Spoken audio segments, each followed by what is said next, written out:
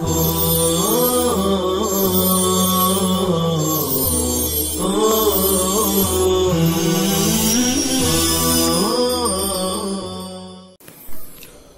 باللہ من الشیطان الرجیم بسم اللہ الرحمن الرحیم واستغفروا ربکم ثم توبوا الیہ ان ربی رحیم بالمؤمنین ودود محب لهم قالوا ایذانا بقلة المبالاة یا شعیب ما نفقه نفهم كثيرا مما تقول وإنا لنراك فينا ضعيفا ذليلا ولولا رهتك عشيرتك لرجمناك بالحجارة وما أنت علينا بعزيز كريم عن الرجم وإنما رهتك هم الأعزة قال يا قوم أرهتي أعز عليكم من الله فتتركون قتلي لأجلهم ولا تحفظوني لله واتخذتموه أي الله وراءكم زهريا منبوذا خلف ظهوركم لا تراقبونه إن ربي بما تعملون محيط علما فيجازيكم ويا قوم اعملوا على مكانتكم حالتكم إني عامل على حالتي سوف تعلمون من موصولة مفعول العلم يأتيه عذاب يخزيه ومن هو كاذب وارتقبوا انتظروا عاقبة أمركم إني معكم رقيب منتظر ولما جاء أمرنا بإهلاكهم نجينا شعيبا والذين آمنوا معه برحمة منا وأخذت الذين ظلموا صيحة صاح بهم جبريل فأصبحوا في ديارهم جاثمين باركين على الركب ميتين كأن مخففة أي كأنهم لم يغنوا يقيموا فيها ألا بعدا لمدين كما بعدت ثمود صدق اللہ العظیم۔ لغات دیکھیے، ما نفقہ صیغہ جمع متکلم، باب سامعہ سے فقیہ یفقہ فقہن و فقہن، بات کو سمجھنا۔ رہتن قبیلہ، قریب کے رشتہ دار، ارہات و ارہت جمع آتی ہے۔ لرجمنا کا رجمنا فعل ماضی سے جمع متکلم، باب ضرب یضرب سے مصدر ہے رجمن سنگسار کرنا۔ اعز یہ اس میں تفضیل کا صیغہ ہے، زیادہ معزز۔ ضرب سے ہے مصدر آتا ہے عزا و عزتن، برتر ہونا، معزز ہونا۔ ورا آگے، پیچھے، بعد، سب ترجمہ ہوتا ہے، ظرفیت کے لیے استعمال ہوتا ہے۔ زہری، زہریہ میں زہری، بلائی ہوئی چیز، نسیم منسیہ۔ ما تجعلہ بزہرک فتنساہ کہ تم اس کو پسے پوش ڈال کر بھول جاؤ۔ مکانتن کہ مانے جگہ، مقام، حالت۔ آگے ہے ورتقبو، یہ فعل امر سے جمع مذکر حاضر ہے، باب افتعال سے ارتقب یرتقب ارتقاب، انتظار کرنا۔ ترجمہ دیکھیے، واستغفروا ربکم، اور اپنے رب سے مغفرت طلب کرو، پھر اسی کی طرف رجوع کرو۔ بے شک میرا رب مومنوں پر رحم کرنے والا اور ان سے محبت کرنے والا ہے۔ قوم نے کہا اپنی بے پرواہی کی خبر دیتے ہوئے، اے شعیب ہم تمہاری اکثر کہی ہوئی باتوں کو نہیں سمجھتے ہیں، اور بے شک ہم تم کو اپنے درمیان کمزور دیکھ رہے ہیں اور بے بس دیکھ رہے ہیں۔ اگر تیرا کنبہ نہ ہوتا تو ضرور ہم تم کو رجم کر دیتے پتھر سے، یعنی سنگسار کر دیتے، اور تم ہمارے پاس معزز نہیں ہو، رجم سے کوئی چیز روکنے والی نہیں ہے۔ بے شک تمہارا کنبہ وہی معزز ہیں، تمہارے کنبے کے لوگ وہی معزز ہیں۔ حضرت شعیب علیہ السلام نے کہا، اے میری قوم، کیا میرا کنبہ تمہارے نزدیک اللہ کے مقابلے میں زیادہ معزز ہے؟ تو تم میرا قتل ان کی وجہ سے ترک کر رہے ہو، اور تم میری حفاظت اللہ کے واسطے نہیں کر رہے ہو، اور اللہ کو تم نے پسے پشت ڈال دیا ہے، یعنی پھینکا ہوا بنا دیا ہے اپنے پشت کے پیچھے، اللہ کا تم لحاظ نہیں کرتے ہو۔ بے شک میرا پروردگار تمہارے عمل کا احاطہ کیے ہوئے ہے باعتبار علم کے، تو وہ تم کو اس پر جزا سزا دے گا۔ اور اے میری قوم، تم اپنی حالت پر کام کرتے رہو، میں بھی اپنی حالت پر کام کر رہا ہوں۔ ان قریب تم لوگ جان لوگے کہ کس کے پاس رسوا کن عذاب آتا ہے۔ یہ من موصولہ ہے جو تعلمون کا مفعول بھی ہے، اور کون جھوٹا ہے، اور تم اپنے معاملے کے انجام کا انتظار کرو، میں بھی تمہارے ساتھ منتظر ہوں۔ اور جب ہمارا حکم ان کے ہلاک کرنے کے سلسلے میں آ گیا تو ہم نے حضرت شعیب علیہ السلام کو اور جو ان کے ساتھ ایمان لانے والے تھے ان کو اپنی رحمت خاصہ سے نجات دے دیا، اور ظالموں کو چیخ نے اور سخت آواز نے آ پکڑا۔ ان کے پاس حضرت جبریل علیہ السلام نے ایک چیخ لگائی تو وہ لوگ اپنے گھروں میں اوندھے منہ صبح کے وقت ہو گئے، یعنی اپنے گھٹنوں کے بل مردہ کی حالت میں ہو گئے۔ گویا کہ یہ مخففہ ہے، یعنی کأنہم، گویا کہ وہ لوگ اس میں کبھی رہے ہی نہیں۔ سنو، اہل مدین کے لیے اللہ کی رحمت سے دوری ہے، جیسا کہ قوم سمود کو اللہ کی رحمت سے دوری ہوئی۔ گزشتہ آیت میں حضرت شعیب علیہ السلام نے اپنی قوم کی فہمائش فرمائی ترہیبی انداز میں، آگے ان کی فہمائش کی جا رہی ہے ترغیبی انداز میں۔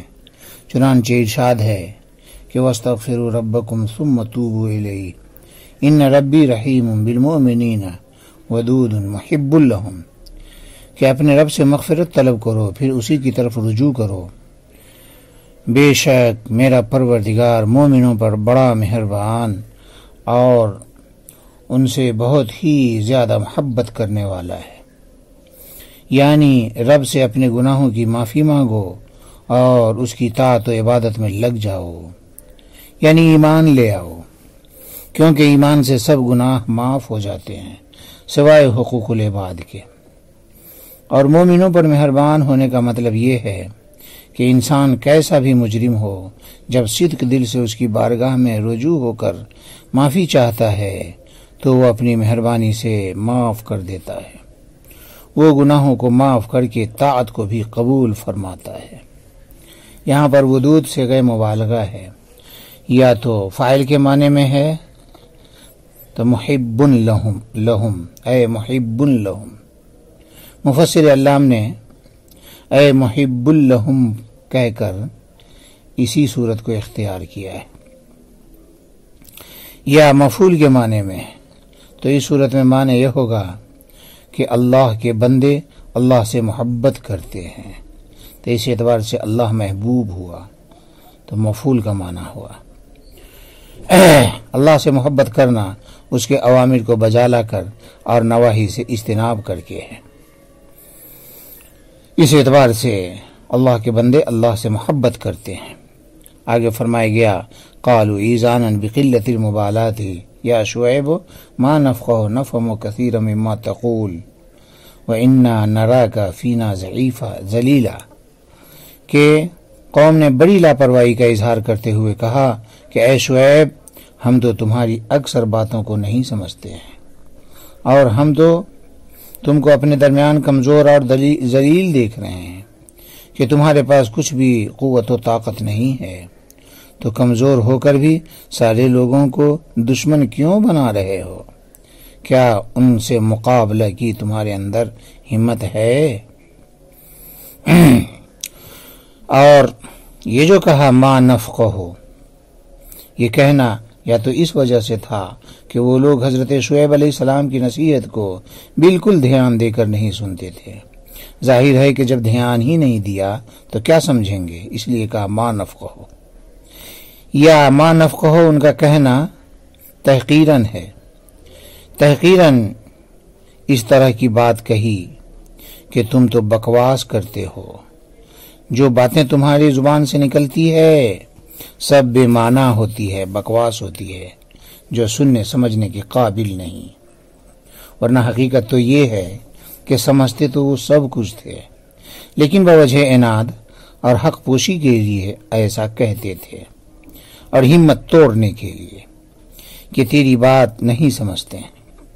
آگے فرمایا گیا وَلَوْلَا رَهْتُكَ عَشِيرَتُكَ لَرَجَمْنَاكَ بِالْحِجَارَةِ، اور اگر تمہارے خاندان کا لحاظ نہ ہوتا تو ہم تم کو پتھروں سے سنگسار کر دیتے، لیکن تمہارے خاندان کا لحاظ رکھتا ہوں کہ وہ ہمارے ہم مذہب ہیں، اس لیے تم کو چھوڑ رہا ہوں، ورنہ کب کا سنگسار کر دیے گئے ہوتے۔ آگے ہے وما انت علینا بعزیز کریم عن الرجم وانما رہتک هم العزہ، تم ہماری نظروں میں کوئی عزت والے نہیں ہو کہ وہ تمہاری سنگساری سے مانے بن سکے، اصل تو ہمارے نزدیک معزز تمہارا کنبہ ہے، کیونکہ وہ ہمارے ہم مذہب ہیں۔ ما قبل میں اصلاتک تأمرک کہہ کر تمسخر کے طور پر تبلیغ سے روکا تھا، اب لولا رہتک کہہ کر دھمکی دے کر تبلیغ سے روکنا مقصود ہے۔ آگے کی آیت میں ان کی دھمکی کا جواب ہے، چنانچہ فرمایا جا رہا ہے قال ارہتی اعز علیکم من اللہ فتترکون قتلی لأجلہم ولا تحفظونی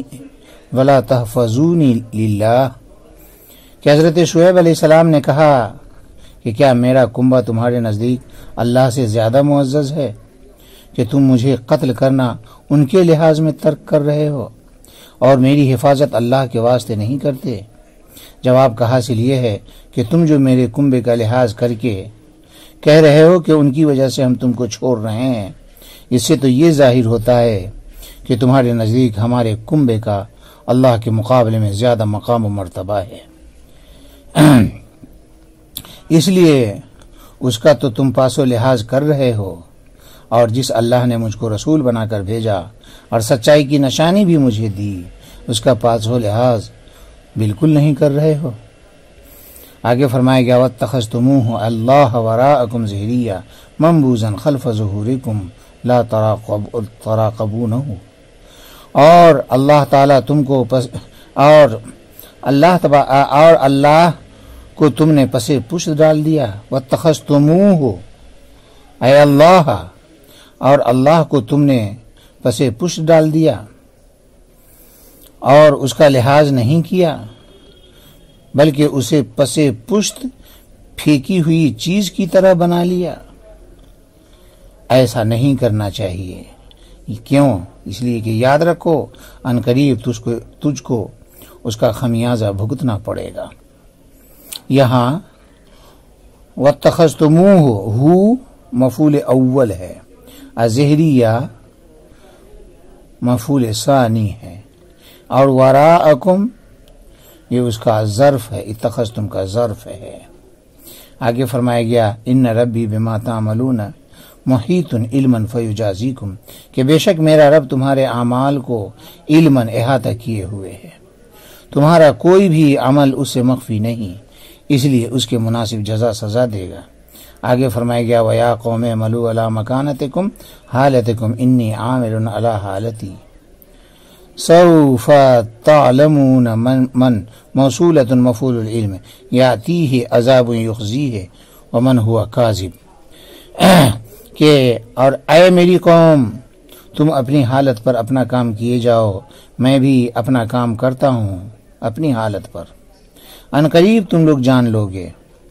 یہاں پر من موصولہ ہے، تعلمون کا مفعول بن رہا ہے کہ کس پر عذاب آئے گا جو رسوا کر دے، اور کون جھوٹا ہے ہم دونوں فریقوں میں سے۔ اسی وقت ہمارے اور تمہارے معاملات سامنے آئیں گے، اور عزت و ذلت کا فیصلہ بھی ہو جائے گا، اور معلوم ہو جائے گا کہ تم جھوٹے ہو یا میں جھوٹا ہوں۔ اس آیت کریمہ میں ان کے واسطے بڑی وعید اور تحدید بھی ہے کہ تم کو جو سمجھ میں آئے کرتے رہو، مجھ کو تو اللہ کے حکم پر چلنا ہے، چلتا رہوں گا۔ سوف تعلمون یہ جملہ مستأنفہ ہے جو ایک سوال کا جواب ہے۔ گویا سوال کرنے والے نے سوال کیا فماذا یکون بعد ذلک، جواب دیا گیا سوف تعلمون من یأتیہ، کہ ان قریب اچھے برے کا پتہ چل جائے گا کہ میں جھوٹا ہوں کہ تم جھوٹے ہو۔ یہ بات حضرت شعیب علیہ السلام نے اس وقت کہی جب وہ اپنی قوم کی ہدایت سے بالکل نا امید ہو گئے، اور ان کو سمجھ میں آ گیا کہ عذاب کی دھمکی دینے سے کوئی فائدہ نہیں۔ قوم کو یقین ہے کہ عذاب کا وعدہ محض ڈرانے کے لیے ہے، تب نا امید ہو کر فرمایا کہ اگر تم کو عذاب کا یقین نہیں ہے تو تم جانو، اعملوا علی مکانتکم۔ آگے فرمایا جا رہا ہے کہ وارتقبوا انتظروا عاقبۃ امرکم انی معکم رقیب منتظر، اور تم اپنے انجام کا انتظار کرو اور میں بھی تمہارے ساتھ منتظر ہوں، کہ دیکھیں کہ عذاب کا وقوع ہوتا ہے جیسا کہ میں کہہ رہا ہوں، یا عذاب کا وقوع نہیں ہو رہا ہے جیسا کہ تمہارا گمان ہے۔ یعنی تمہاری ضد اور ہٹ دھرمی بتلا رہی ہے کہ آسمانی فیصلہ اب جلد ہی آنے والا ہے، لہٰذا ہم اور تم دونوں اس آسمانی فیصلہ کا انتظار کرتے ہیں۔ جب آسمانی فیصلہ آ جائے گا تو اچھے برے کا خود امتیاز ہو جائے گا، اور اپنا اپنا انجام معلوم ہو جائے گا۔ چنانچہ فیصلہ آ ہی گیا۔ چنانچہ آگے اس کو بیان فرمایا جا رہا ہے وَلَمَّا جَاءَ أَمْرُنَا بِإِهْلَاكِهِمْ نَجَّيْنَا شُعَيْبًا وَالَّذِينَ آمَنُوا مَعَهُ بِرَحْمَةٍ مِنَّا، کہ جب ہمارا فیصلہ ان کو ہلاک کرنے کے متعلق آ گیا تو ہم نے حضرت شعیب علیہ السلام کو اور جو ایمان والے ان کے ہمراہ تھے اپنی رحمت خاصہ سے سب کو نجات دے دیا۔ وَأَخَذَتِ الَّذِينَ ظَلَمُوا الصَّيْحَةُ صَاحَبَهُمْ جِبْرِيلُ فَأَصْبَحُوا فِي دِيَارِهِمْ جَاثِمِينَ بَارِكِينَ عَلَى الرُّكَبِ مَيِّتِينَ، کہ ان ظالموں کو ایک سخت چیخ نے آ پکڑا۔ حضرت جبریل علیہ السلام نے ان پر ایک چیخ لگائی تو وہ لوگ اپنے اپنے گھروں میں آندھے منہ گر گئے، یعنی اپنے گھٹنوں کے بل مردہ ہو کر گر گئے۔ مطلب یہ ہے کہ وعدہ کے مطابق عذاب کا آغاز ہوا تو حضرت شعیب علیہ السلام اور ایمان والے ان سب کو اللہ تبارک تعالیٰ کی رحمت خاصہ نے بچا لیا، عذاب سے سب بچ گئے، اور نافرمان اور مشرک اور ظالم لوگ سب کے سب ہلاک ہو گئے۔ اس طرح کہ جبریل امین نے ایک چیخ ماری جس سے سب کے دل پھٹ گئے اور ایک دم سب مر گئے۔ فَأَصْبَحُوا فِي دَارِهِمْ جَاثِمِينَ میں اسی کو بیان فرمایا گیا ہے کہ بوقت صبح سب کے سب اپنے گھروں میں مرے پڑے تھے۔ کأن مخففہ اے کأنہم لم یغنوا یقیموا فیہا، گویا کہ وہ لوگ کبھی اس گھر میں ٹھہرے ہی نہ تھے، کہ ایک دم سناٹا چھا گیا، پوری بستی سونی سونی لگنے لگی۔ آگے فرمایا گیا کہ الا بعدا لمدین کما بعدت ثمود، کہ خوب سن لو کہ قوم مدین کی ہلاکت اور پھٹکار ایسی ہی ہوئی جیسا کہ قوم سمود کی ہوئی، چونکہ اہل مدین اور قوم سمود دونوں کی ہلاکت عذاب صیحہ کے ذریعے سے ہوئی، اس پر بھی صیحہ کا عذاب آیا اور قوم سمود پر بھی صیحہ کا عذاب آیا۔ عذاب کی صورت ایک ہی جیسی تھی، اس اعتبار سے اہل مدین کی ہلاکت کو قوم سمود کی ہلاکت سے تشبیہ دی گئی۔ فرق صرف اتنا رہا کہ قوم سمود نیچے کی جانب سے صیحہ یعنی چنگھار سن کر ہلاک ہوئی، اور قوم مدین اوپر کی جانب سے چیخ سن کر ہلاک ہوئی۔ نیز سب کی بستیاں قریب قریب تھی، رہائش کے اعتبار سے دونوں قومیں قریب قریب تھیں، نیز عمل بھی ایک جیسا تھا کہ کفر میں دونوں شریک تھے، رہزنی میں بھی ایک دوسرے کے مشابہ تھے اور عذاب کی شکل میں بھی مشابہت تھی، نیز دونوں کا تعلق بھی عرب سے تھا۔ اس اعتبار سے ان سب اعتبارات سے تشبیہ مناسب ہوئی۔ نیز یہاں پر قوم شعیب کا صیحہ سے ہلاک ہونا مذکور ہے۔ سورہ اعراف میں رجفہ کا لفظ آیا ہے جس کا معنی زلزلہ ہے۔ سورہ شورى میں عذاب یوم الذلہ آیا ہے۔ ابن کثیر کے بیان کے مطابق ان تینوں قسم کے عذاب اس قوم کے حق میں جمع کر دیے گئے۔ پھر ہر صورت میں وہاں کے سیاق کے مناسب عذاب کا ذکر آیا ہے۔ پہلے صائبان کی شکل میں عذاب کے آثار آسمان پر ظاہر ہوئے تو یہ ذلہ ہوا، پھر زلزلہ آیا تو یہ رجفہ ہوا، پھر صیحہ جبریل سنائی دی تو یہ صیحہ ہوا، اور علامہ ساوی کے بقول عذاب صیحہ اہل مدین پر آیا اور عذاب ذلہ اور رجفہ اصحاب ایکہ پر آیا، اس طرح کہ اصحاب ایکہ کی بستی پر ایک بادل نمودار ہوا جس میں نہایت پاکیزہ اور ٹھنڈی ہوا تھی۔ پوری قوم اس بادل کے نیچے دوڑ دوڑ کر پہنچ گئی اور جمع ہو گئی، تو اللہ تعالیٰ نے ان پر آگ کا شعلہ برسایا، تو اس طرح اوپر سے آگ کی بارش ہوئی اور نیچے سے زمین پر زلزلہ آیا، اس طرح سب جل کر راکھ ہو گئے۔ اس طرح ذلہ اور رجفہ اس قوم پر جمع ہو گیا، اور اس سے وہ قوم ہلاک ہو گئی۔